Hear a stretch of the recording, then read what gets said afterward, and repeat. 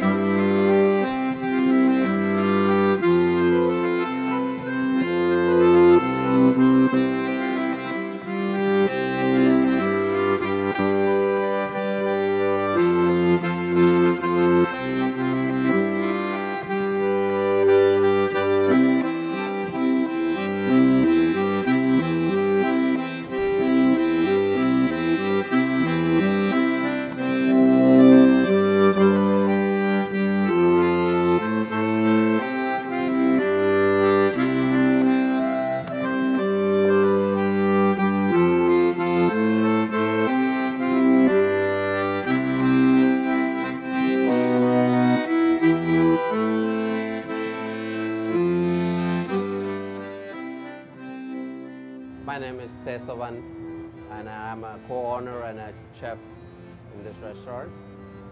And I'm going to show you how to make a blackening chicken in a cast iron pan, which is our signature dish. We sell a lot of it. So what we get is the chicken breast, and then we put some of our house-made spices. It's called blackening spice. Have paprika and cayenne and all the herbs in it. And I put it on top of the cast iron pan, which is high heat, and it will seal the chicken spices and make it. And we use some of the clarified butter to make it to higher, so it will get the flame up, do the blackening.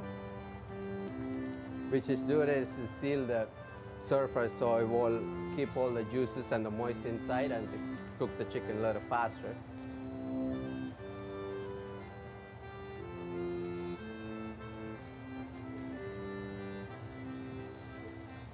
It's hard to do it at home because you need a high BTU to keep the cast iron pan very hot to make it more blackened, which is blackened means it's not burned. It's just, make the spices a little bit, seal it up.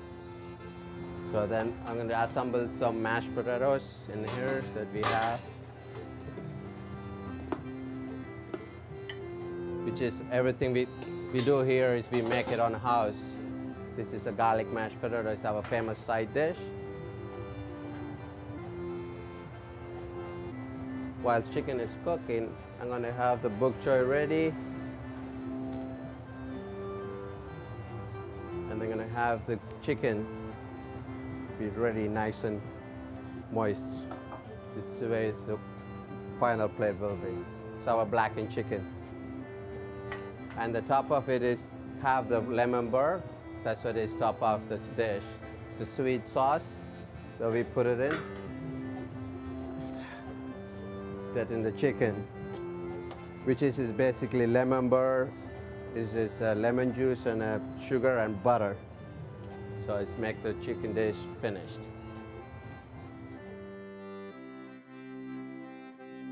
Meet founding owner Francis Wood.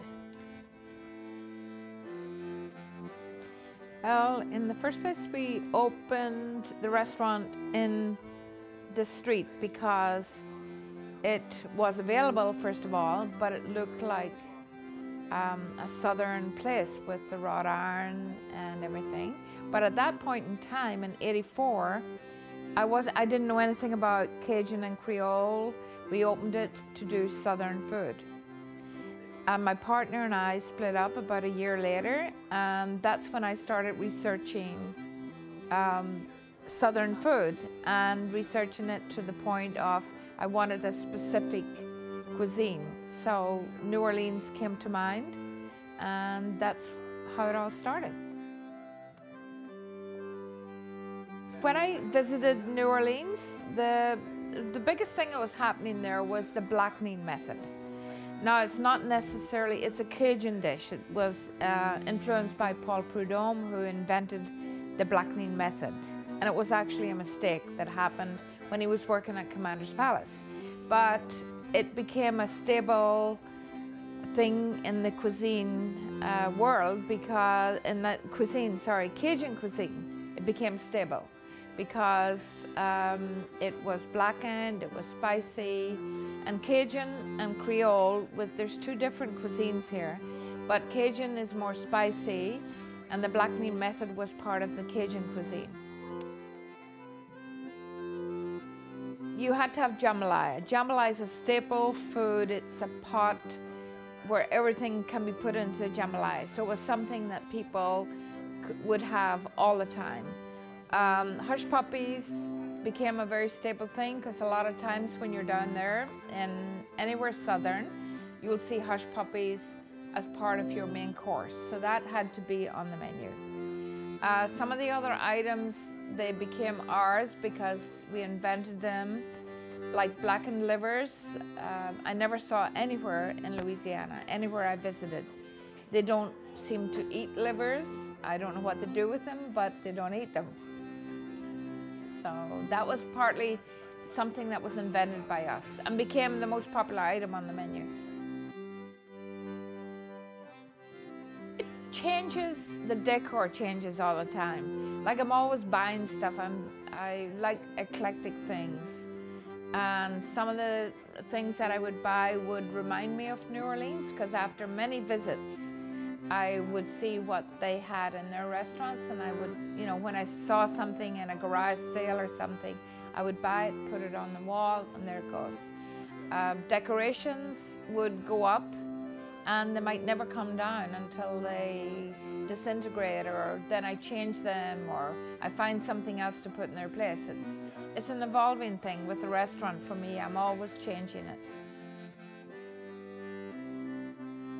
We've been, I guess, awarded with Square Magazine for the best place to take a first date. Joanne Cates gave me a favorable review many times, but one that she couldn't believe I was still around and that I had overcome all the obstacles of people not knowing what Cajun food was.